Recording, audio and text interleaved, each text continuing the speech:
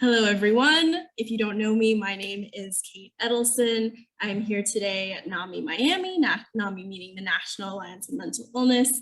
I'm here with my coworker, Taylor Fu, who has helped put on this presentation today. We're going to be talking about a few different things and hearing from a lot of speakers. So today we're talking about Asian mental health. We're going to be hearing from Professor Lee, whose passion is with working with low-income families of color, and she specializes in serving young children, adolescents, their families, especially when it comes to traumas and mood disorders. Since arriving at the University of Miami, she has taught courses focused on multicultural issues in counseling and psychology, lifestyle and career counseling, clinical practicum, and supervision in counseling psychology. She's a member of the American Psychological Association and a fellow of APA Minority Fellowship Progralee's Fellowship Program. My apologies. Her research focuses on examining how individuals, specifically racial and ethnic minorities, as well as LGBTQ+, cope with discrimination and the impact of discrimination on mental health, physical health, education, and employment outcomes. She is also exploring issues related to multicultural competence development and training and identity development. In her publications, Dr. Lee advocates for the use of non-traditional methodologies in multicultural research. Her articles have appeared in the Journal of Counseling Psychology, The Counseling Psychologist, Journal of Multicultural Counseling and Development and Psychotherapy. So she's going to be talking a little bit about her work and doing a presentation with some of her students. And then we have Joshua Ho here, who is also going to be speaking and sharing his experience as well. So Joshua Ho is Korean American and is the program director for the Miami-Dade County Asian American Advisory Board. I would also like to add that Joshua Ho's team for this year's Mental Health Walk for Awareness was in the top 5 fundraising teams. And they raised a lot of money for this important event, our first ever Walk for Mental Health. So a little bit more about Joshua. Prior to this position, he was the mathematics coach and mathematics department chair for North Dade Middle School and positive behavior coach and dean of discipline at North Miami Middle School. He received his Bachelor of Music in Music Media and Industry from represent, and his Master of Music in Vocal Performance from Florida International University, as well as his Master of Education in Educational Leadership from American College of Education. He and his wife, Sinyi, have 3 children, Josiah, Jeremiah, and Juliana. So he's going to be sharing his personal experience when it comes to mental health as well after Dr. Lee's presentation. So I hope you all enjoy this presentation today. We're very lucky to have these wonderful speakers with us today. We're so pleased you could join us. And so I'm going to give it over to Dr. Lee, who's going to share a presentation with us. Take it away, Dr. Lee. Awesome. Thank you so much, Kate, for that awesome introduction. And it's such a pleasure and honor to be with you all here today. Thank you, Taylor, so much for putting together this presentation. It's just so important for us to really support our community. So it's excellent to be here. So thank you very much. I'm going to go ahead and share a PowerPoint presentation. Yes. Okay, great. Yes. So Kate did such a great job of introducing me. I'm not going to do that anymore, but it is my pleasure and honor to introduce my 2 excellent, now second-year doctoral students, Sophia Han and Emily Bosworth. Sophia is a student in our counseling psychology program here at the University of Miami, and her research interests include the impact of discrimination on mental health and well-being and health disparities among ethnic minority populations. And Emily Bosworth is also in our counseling psychology PhD program here at and she's studying how Asian folks can experience peace, joy, and liberation through a decolonizing Buddhist framework. So you'll get to hear from them today as well. And thank you so much for presenting with me, Sophia and Emily. So today we're going to briefly talk about anti-Asian sentiments since COVID. And Sophia will talk about forms of discrimination against Asians and Asian Americans, as well as what happens, what are some of the outcomes that people experience from this anti-Asian discrimination.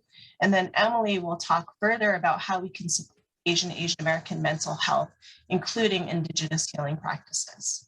Okay. So what we know is that anti-Asian sentiments has really been on a rise since COVID. From March 2020 to December 2021, There were over 10,000 reports of incidences of anti-Asian discrimination that was reported on stopappyhate.org. Now, that was only the people who really bothered to go online and who knew of the site to report this. So we know that there's been a lot more than just the 10,000 during this period of time. A majority of that has been verbal harassment, but there's been at least 16% also physical harassment. According to the Stop Appy Hate Mental Health Report as well, 71% of respondents reported that Asian discrimination was their greatest source of stress during this period of time, during the pandemic. And during the pandemic, 1 in 3 Asian and Asian American adults reported clinically elevated symptoms of depression and general anxiety. The majority do experience other types of symptoms that don't necessarily reach clinical elevation, but that still impact their daily lives. So it's really important, again, this topic of Asian American mental health, especially during this period of time. Okay, so Sophia will now talk about forms of discrimination against Asian and Asian Americans. Okay, so in terms of different forms of discrimination, there's of course, verbal assaults and physical violence, and then there's racial microaggressions, which can be broken down into micro insults and micro invalidations. Some of the micro insults include second-class citizenship, so being overlooked, ignored, or treated like you don't belong. Pathologizing cultural values or communication styles. So for example, being told an offensive joke or comment about how Asians talk or behave. Ascriptions of intelligence. So for example, the stereotype that Asians are really good at math. Micro invalidations would include this perpetual foreigner stereotype. So being alien in your own land of, examples would be being asked where you're from or being told you speak really good English. And then there's also being exoticized or emasculated depending on gender. So for example, the suggestions that Asian women are passive or like really exotic, or that Asian men are not typically found attractive. There's also the invalidation of interethnic differences. So for example, being mistaken for someone else of your own race, or hearing people say that all Asians look alike. And then there's also invisibility and the denial of racial reality. So that's the model minority stereotype that Asians don't experience discrimination like other minorities do. So going on to talk about outcomes of discrimination. So there's a whole wide range of different outcomes, from increased sensitivity when you're interacting with other people, reduced self-esteem, depleted cognitive resources, and there's also a lot of magnified stress responses or hypervigilance to even non-threatening situations. Research has found that there's a much higher level of anxiety and depression and suicidal ideation that's associated with experiencing discrimination, and just overall lower ratings on psychological well-being and positive affect. And then more specifically in youth, racial discrimination is negatively associated with levels of cooperation and positively associated with likelihood of substance use.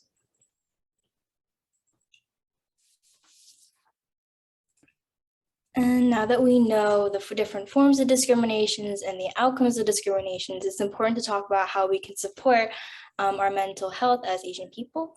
So I would like to talk about what mental health resources are currently available. So there's in-person or virtual therapy, which a lot of people are utilizing now, which is a great thing. And there's psychiatry when you have more severe pathology and would like to have a prescription for any sort of ailment of that sort. And then there's Indigenous Asian healing practices. I would like to make it clear that these resources are mutually exclusive, so you can use them all three at the same time. You can use two of them. There's all different types of ways that you can utilize these resources. And so a great way to bridge the gap between culture and language is to utilize these Asian healing practices. These practices have a long and rich history originating from Asia, and oftentimes these practices approach wellness or mental health from a more holistic perspective that is grounded in Asian philosophy. So it's important to connect to these practices because they're culturally significant. It can heal us on a very deep level, and practicing what our ancestors practiced can be very profound and meaningful.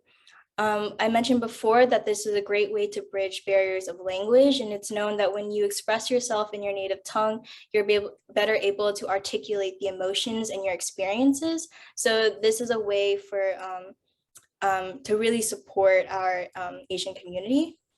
And Asian culture can sometimes breed stigma towards mental health, like towards traditional Western mental health resources such as therapy or psychiatry. So utilizing Indigenous Asian healing practices is a way that we can bridge that gap and make sure that our community is well.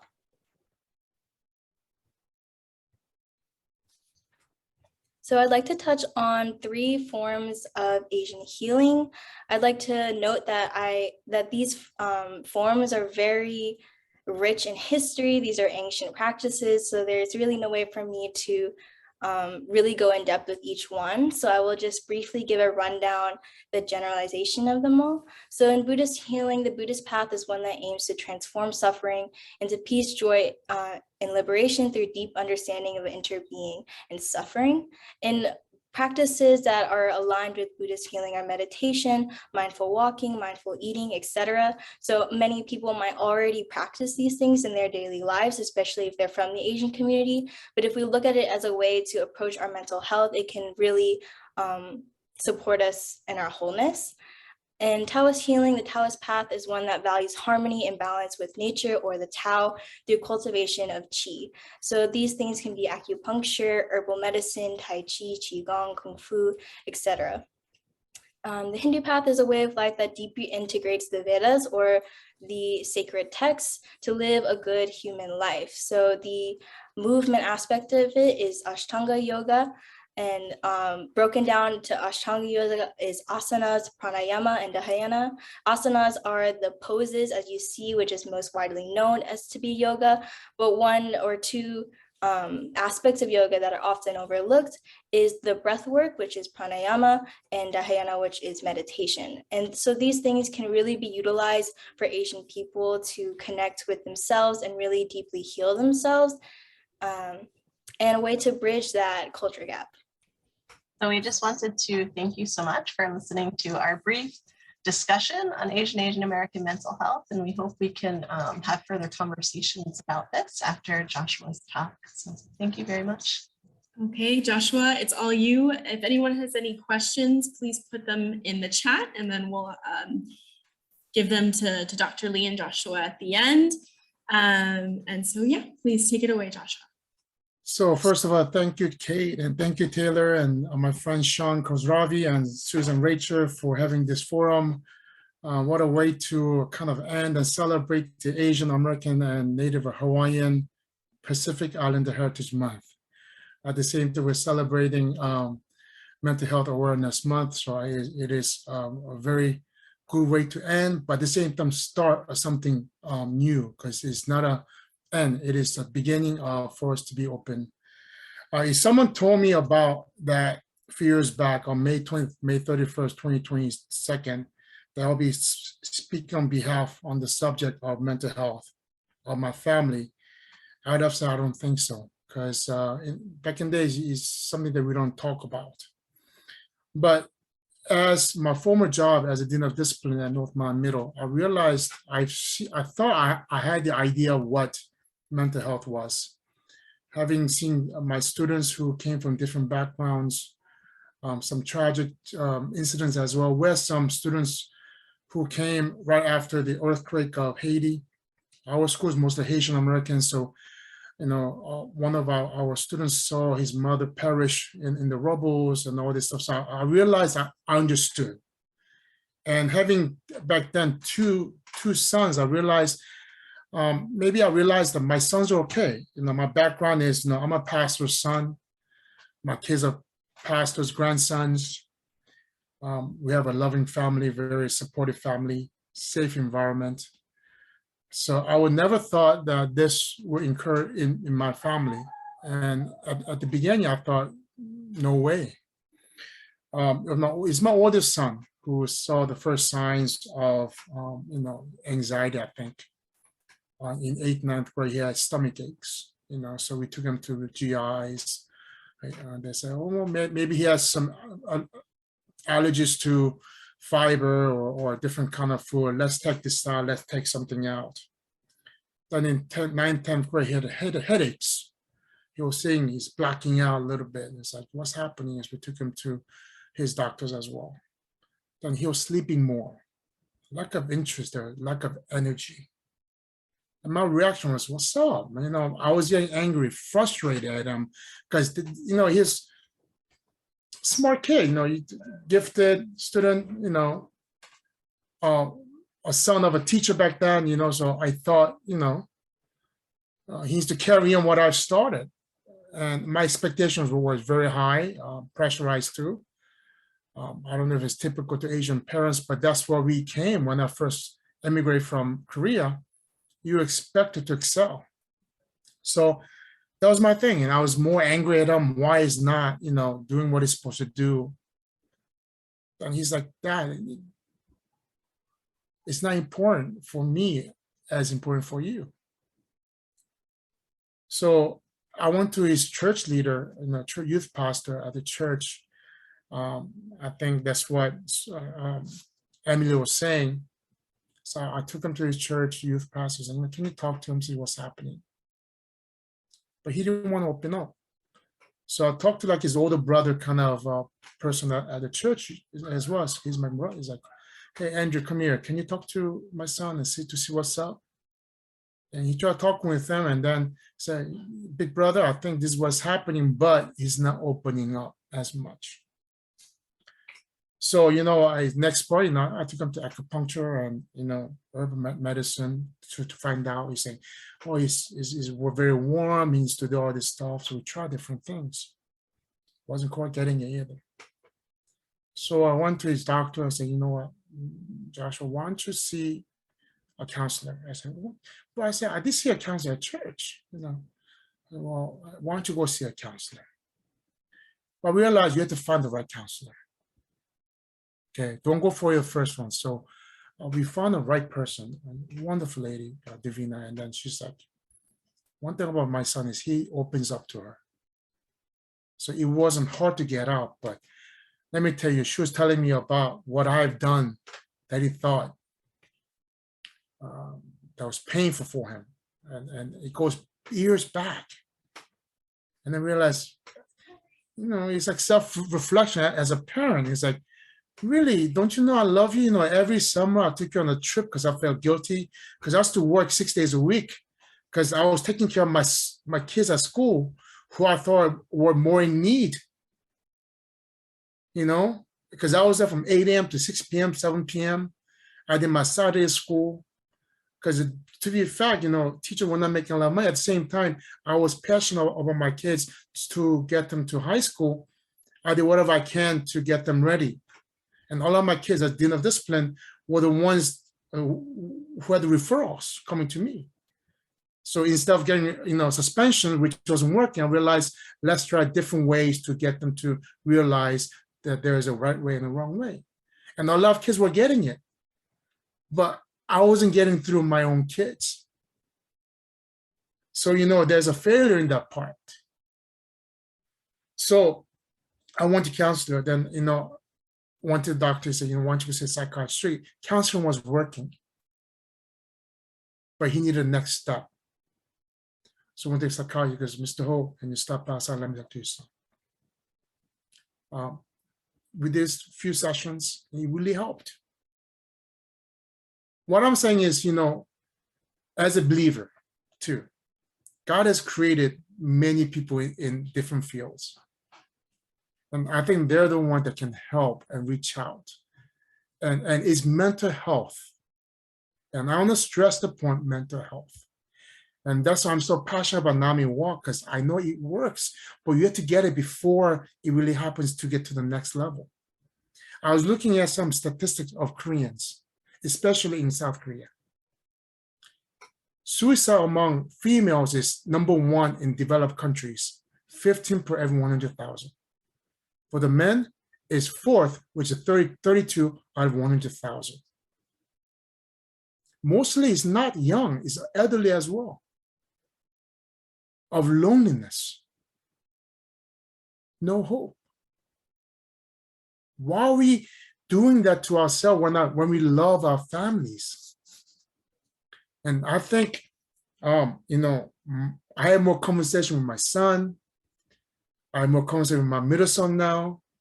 I have a little daughter who's 4, so you know, I'm doing with her now little by little.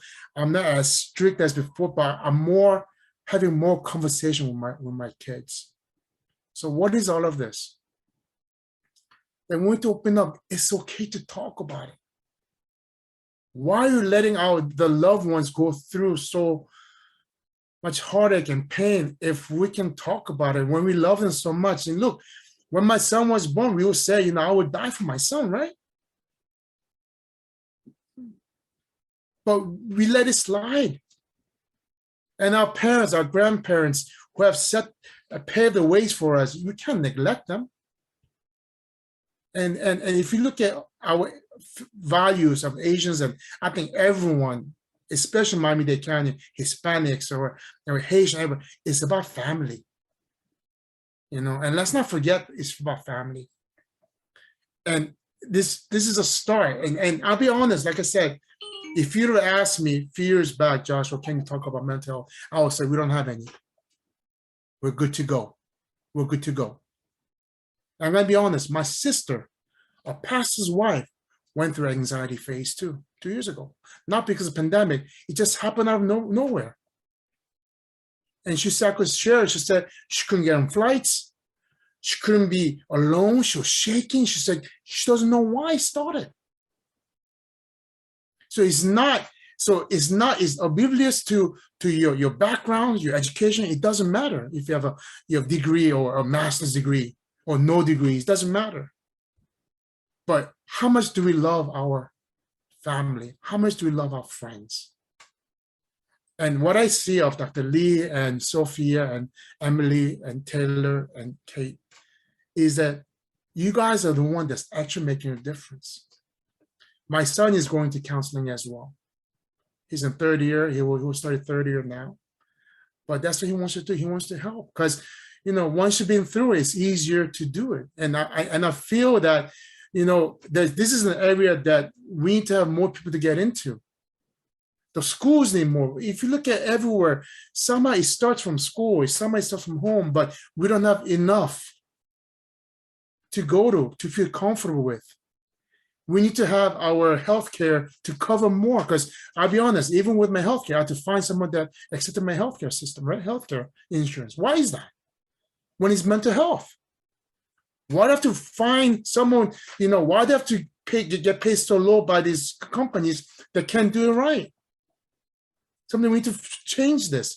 We need to change from, you know, those policymakers. And the more we talk about this issue, I think the more we talk about our family, the more we talk about love. It's not an issue. It's sharing our love with the ones we love and having a conversation like this. I think it's a start. I see on the list Josephine Gordy, and I see also my friend Eugene Fu, who's on my board member as well. But we can talk about this. We don't talk about it in, you know, in silence or so. We can talk about like this. And when I saw at NAMI Walk, all backgrounds coming together, walking together, or me having my cup of coffee with some people that I love, I think that's a start. And I'm so grateful for NAMI, Miami-Dade County, to offer services. But I hope you can offer services in the language that we need as well. In addition to English, Spanish, and Creole, we need to have other languages. That means we need more people in the field that speak those languages. Because translator service doesn't do justice. Because they don't know what I'm talking about. And I could translate for you, but if I don't understand what you're talking about, I'm gonna just translate. I have no passion, there's no compassion. There's nothing involved with that, unless I'm in the field. If Emily, I'm gonna go to Emily when she finished the doctor. I say, Emily, these are my issues. She can understand better because Josh understands, you know, Koreans go through this, you know, she understands where you're coming from, right?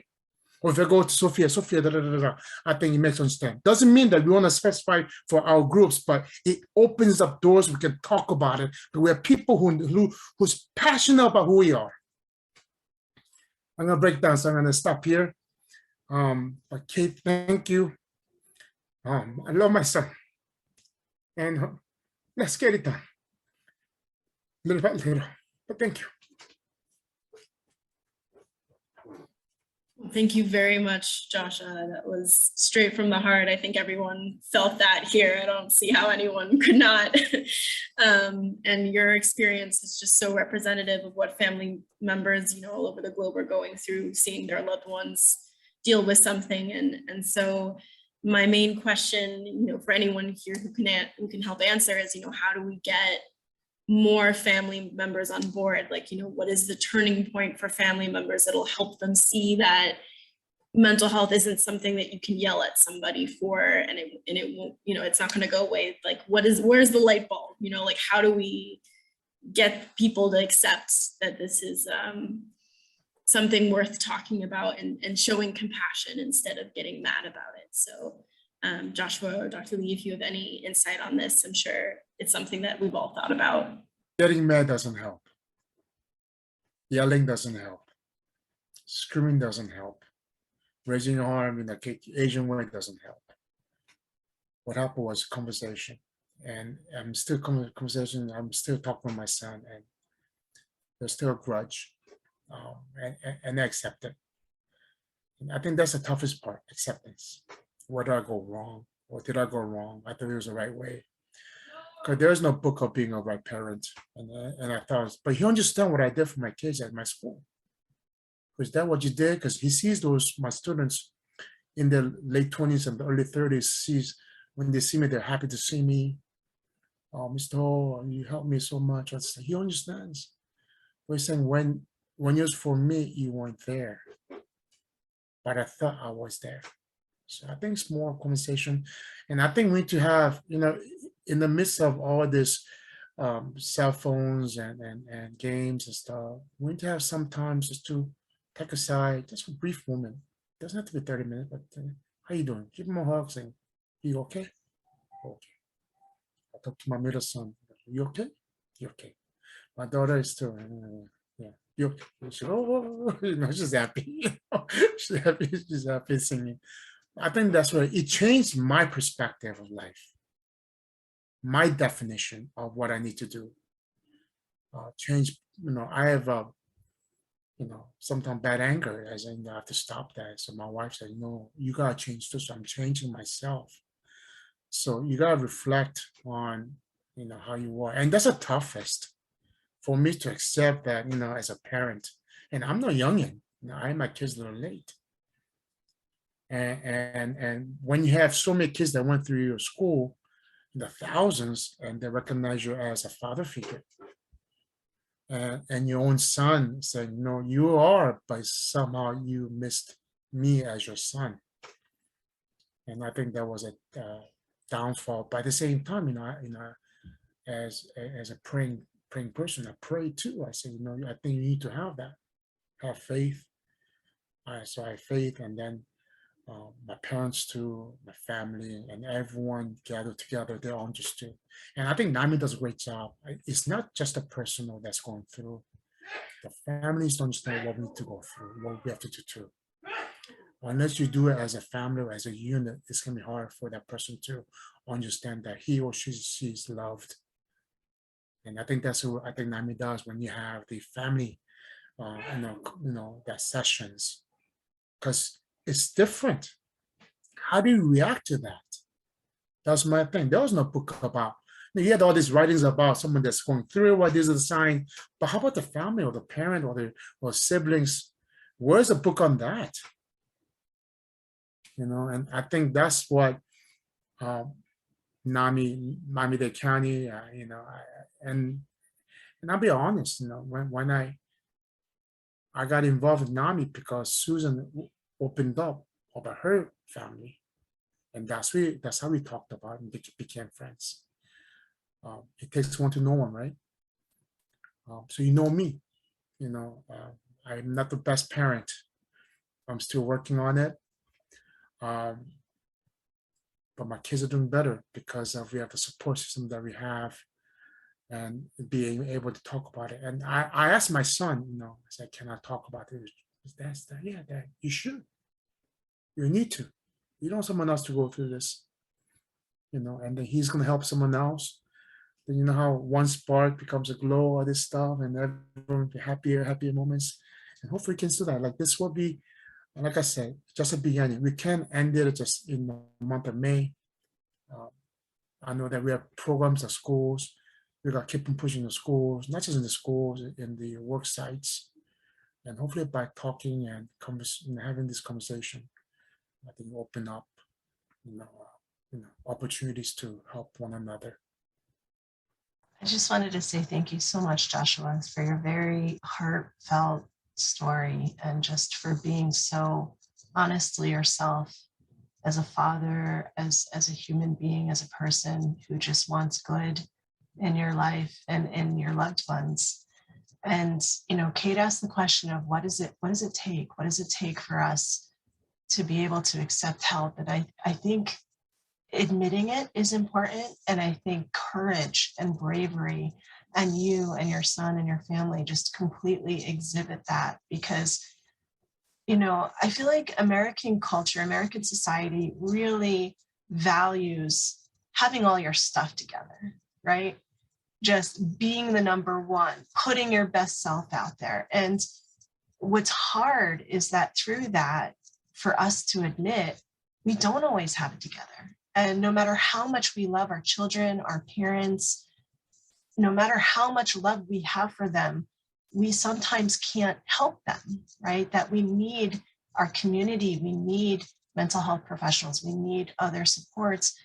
And especially in this world that has so many challenges and so much to be anxious and depressed over, for us to find each other and connect with one another through this, and admit that we need, it's not just about us, we need more. We need these community supports, as you've reached out to, Joshua. So thank you. And I think it takes us opening up about ourselves and opening up about our vulnerabilities and our experiences and our stories for us to realize that we're not alone, that it's all of us, so thank you. There is a question in the chat that I think you can actually help me with, Dr. Lee. It's since the pandemic, are there any specific mental issues that have increased among Asian Americans, and how is NAMI addressing the issues? As far as what NAMI is doing, we have recently started a program called QPR, Question, Persuade, Refer. So this is targeting education for literally anybody, staff at different organizations. We're offering this for free currently. We actually had this happen tonight before this presentation. It's Question, Persuade, Refer. It's all about suicide intervention. So teaching folks how to recognize what might be the warning signs of suicide and knowledge about resources. And so this is something that we recently began and that we'd like to do a lot more of, especially given some of the statistics that came out. Post-pandemic, NAMI National wrote that 1 in 3 adults have reported symptoms of anxiety and depression. I can't speak to the Asian American community specifically, but that is across the board true, I think, for everyone. And then the good news is that 50% of adults are willing to talk more about their mental health because of the pandemic. So as far as what NAMI is doing, we're very aware of the mental health crisis. We are doing our best to do events like this, bringing awareness, linking in with all of the diverse communities that are here in Miami-Dade, which is again why it's such a thrill to have something like this happen. This is just the beginning of I think, a continued partnership that we'd like to see grow. So Dr. Lee, if you have anything to add, go ahead, but thank you for asking that question, Andrea. Yeah, I think that's a great question, Andrea. And Kate, I think you answered it very beautifully in terms of what NAMI is doing and also the increased rates of mental health issues across the board since the pandemic.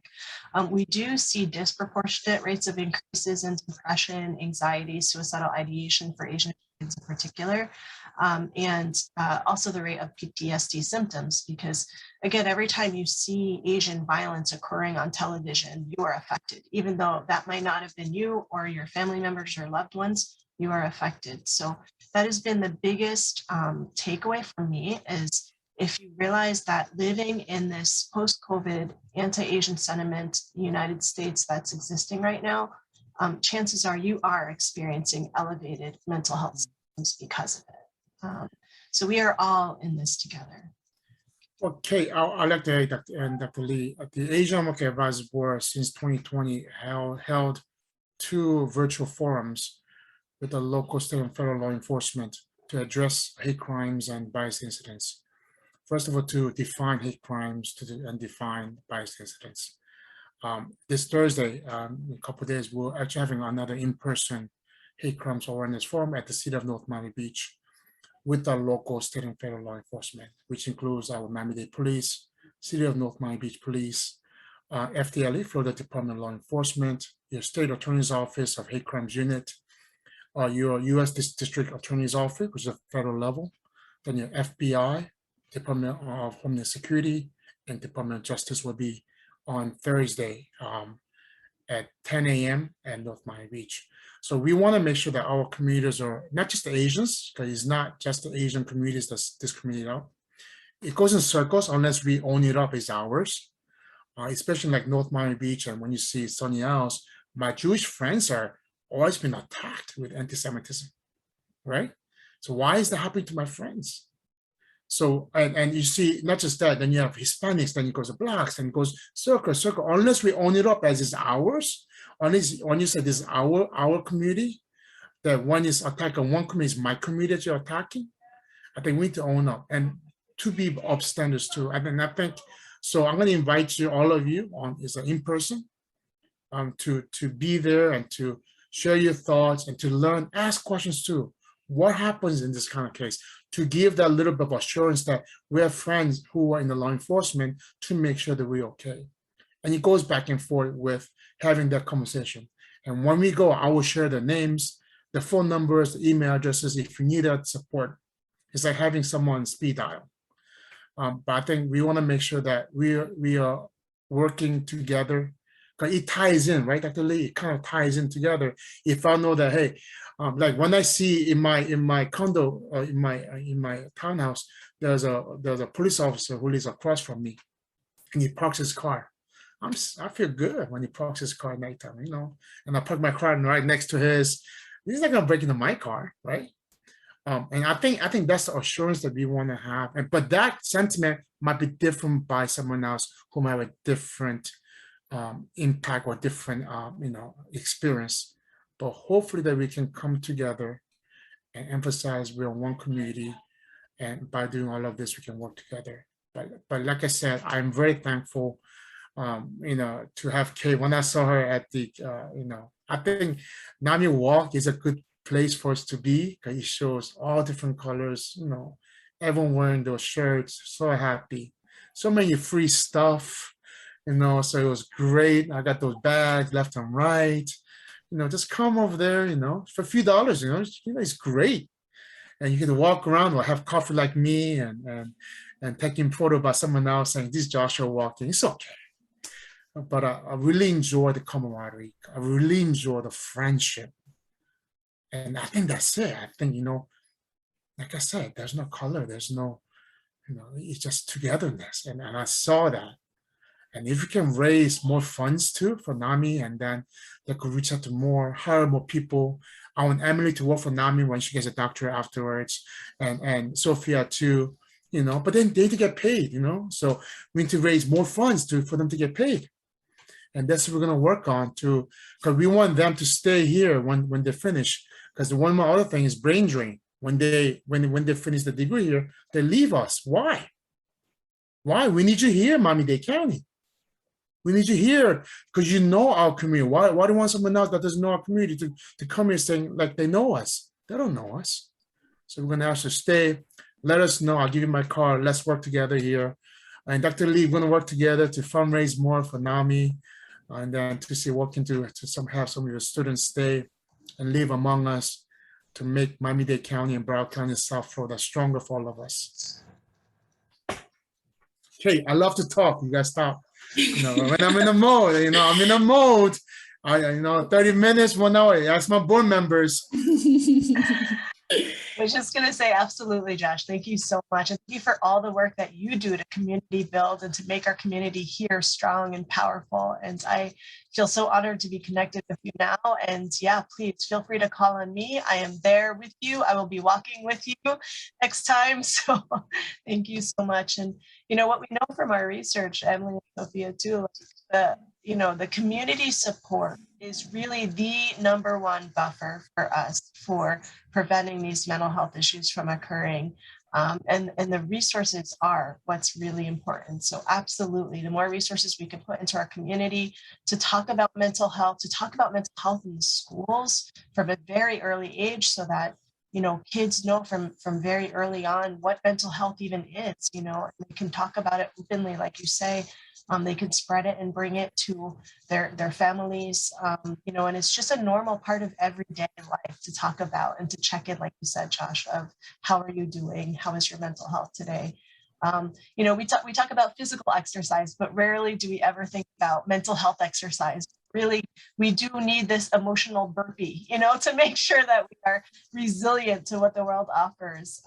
And so it is so important to have those resources and the people like Emily and Sophia, and Taylor and Kate too, advocating for mental health. So thank you very much. Well, Kate, I want to do a little shout out. There's a top 10 another group, the National Association of Asian American Professional. I know that Jennifer Say is here, a founding board member and a good friend of mine. So shout out to the NAP Miami team. Love them. They did a great job with promoting, the entrepreneurs and business of Miami-Dade County as well. But I think you have 2 top 10 groups representing the Asians. So yeah, it's a big deal. We really appreciated it. And the enthusiasm and support is just unreal. And I want to thank you both and let anyone here knows, we've mentioned our programs, but all of our programs are free. We have support both for the individual with the mental health condition as well as the family members, because it takes a village. So we have the free support groups for the family members. They happen every week. They're on Zoom. You can join anytime. There's no registration for the groups. You can just show up when it is convenient for you. We also have education courses, which is much more structured. So you meet with the same people every week, and this is again for peers and family members. And then we've been talking a lot about the youth. So anyone who is interested in sharing their mental health experience, either as a peer living with a mental health condition or as a family member, we are in the schools talking to the kids, middle school and high school age, about mental health conditions from the perspective of people who have them or who love someone who has them. So they're getting a non-clinical perspective on the basics of mental health conditions, what they look like, what it might look like if someone's thinking about suicide, and what are the resources available to them. That's been a big part of my role at NAMI. I've been a youth presenter. I train people to do this presentation. It is incredibly wholesome, satisfying work. And I do want to pay attention to this other question that we had come up in the chat. So Dr. Lee and Joshua, feel free to answer this, but can you speak about Asian Americans who came to the US as adoptees of non-Asian families? Have there been any studies of these young people and incidents of mental health challenges? It would seem that their experience, identities, etc., would be important to consider. Yes, absolutely. So I can speak about adoptees, and there are several of my colleagues who in particular focus their research efforts on adoptees and the kinds of experiences that they might have. And some of it also speaks to, I think, Susan's other question, because there's another question here of happy communities who suffered generational trauma in the countries that they leave behind too. And I see a lot of guilt among the generations born in the US or that came here as young children, that given their parents' sacrifices and suffering, the young people can't broach off issues like depression and anxiety. So I hear those two questions in particular. And I do think it goes back to remembering that we are courageous, that yes, our parents have sacrificed for us, and yet remembering that our parents want the best for us as well. And so part of the best of us is also being honest and being true about what our real experiences are. So if Josh's son did not open up to him, Josh would not have been able to reach out to him the way that he was able to help him. So it's a matter of really sharing and recognizing all parts, right? Because recognizing that you feel a certain sadness or anxiety or depression doesn't take away from all the sacrifices that your parents have also given you to be here.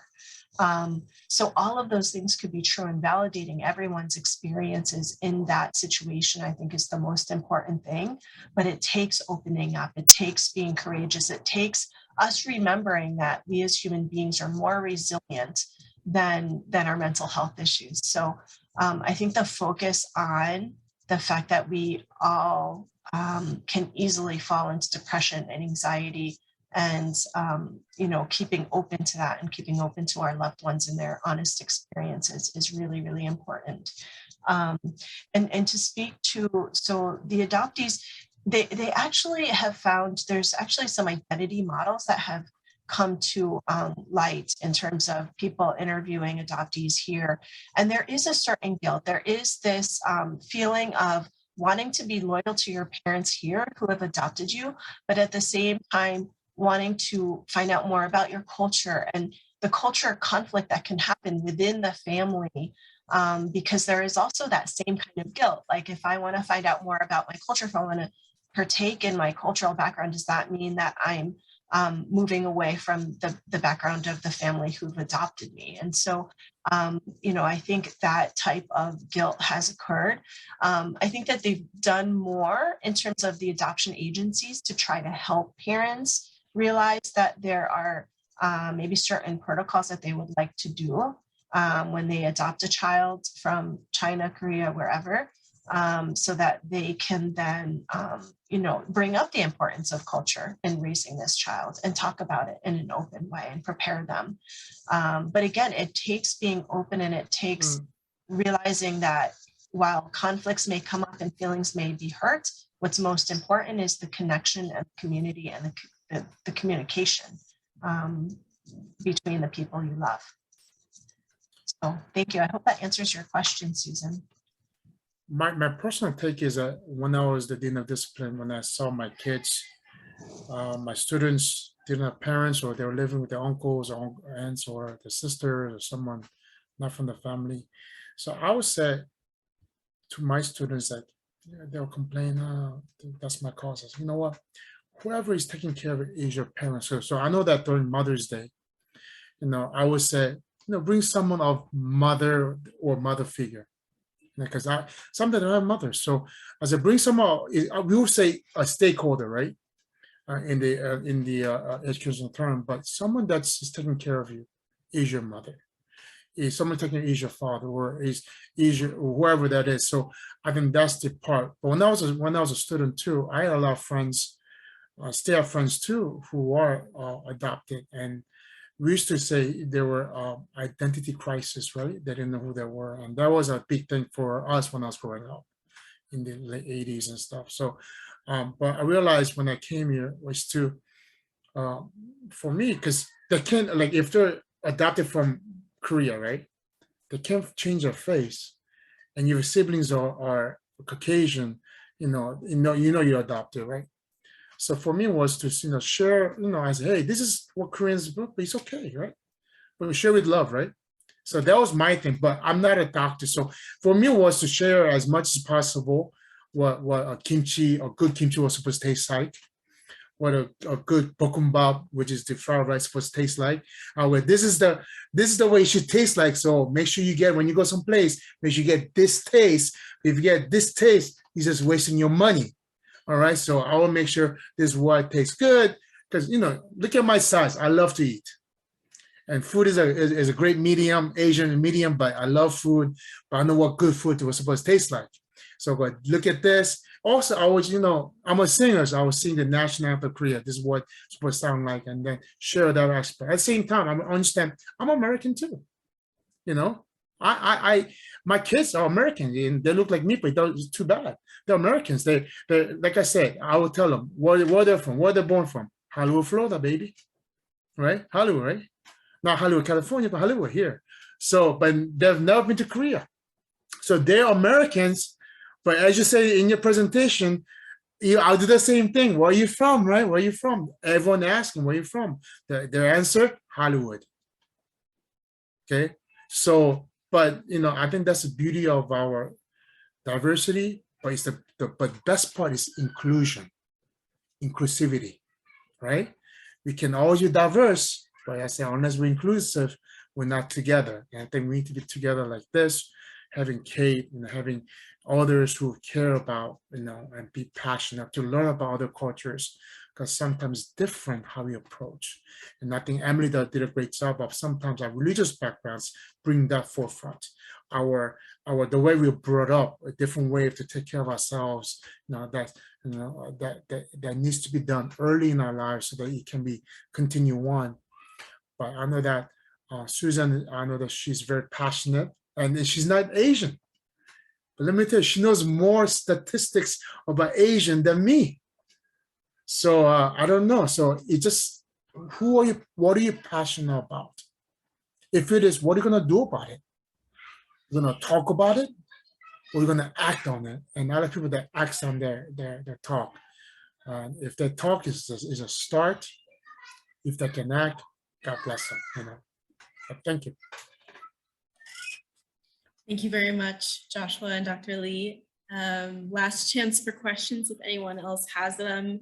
I just want to take this time to thank everyone again for being here tonight, and Joshua for, being so upfront with your experience. This is what it's all about for us here at NAMI, is elevating the experience of the family member, of the peer, so that other people can learn and benefit from it. And you have just embodied that tonight. So I thank you so much for your candor and for just being so honest. And Dr. Lee, like I mentioned before, Taylor had a hard time finding you. So clearly, we need more of this in our community. We need to be able to spread more of this information, and especially awareness around Asian hate after the pandemic. I mean, it's just, like you said, Joshua, it's a cycle. We're all affected by it. We have to take a stand. So I want to thank everybody here. Someone is asking me about the recordings. We will provide it for those who were here tonight. Thank you so much, Joshua, for representing NAMI Walks. Since this was our first ever walk, it was such a huge deal for us, and to have such wonderful support is just unbelievably meaningful. Thank you to Emily and Sophia for joining us today. It's been a pleasure having you guys present with us and meet with us, representing the U. And I'd like to thank Taylor for putting this together and for all of her hard work. She really got thrown into a bit of a whirlwind, joining us right as we were preparing for our first ever in-person walk. And she has been an absolute trooper and gone above and beyond the call of duty. So, and also shout out to Eugene Fu for driving her and supporting her in this journey. So thank you everyone for joining us tonight. If you have any questions, feel free to follow up with us. I'd like to remind you, everybody, our programs are free. They're for anyone who can join. So if you know anybody who is dealing with a loved one with a mental health condition who doesn't know what to do, have them call our helpline, have them reach out. We have resources. We're here to help. You are not alone. And so thank you again for being a part of this wonderful community. I thank you all for joining us. And I think Joshua and Debbie have put their information in the chat, so you can follow up with them with any questions as well. And so I'd like to thank you all so much. This has been a really wonderful hour. So thank you, thank you, thank you. Thank you so much. Next time I'm gonna sing a song for you. I studied. That would be amazing, Josh. I Thank don't you wanna- so much. Thank you so much, everyone, for being here. And thank you again, Heather and Kate. Debbie Sue, we'll definitely have some coffee at the campus. We do. And we can Yeah. walk at the same time too. Yes. No, I don't walk. I just drink coffee. You saw at which part of that point I like to drink coffee. We like to converse. Yeah. Let the Okay. others walk. Yeah, yes. Whatever it is that works for you, Josh. I want to keep my beautiful figure. And it takes a lot of work to keep it. It's an investment. Yes. It's an I investment. understand that. Yes. But Taylor, thank you. Great job, Taylor. Thank you so Kay. much for sharing and presenting, and thank you. Thank you.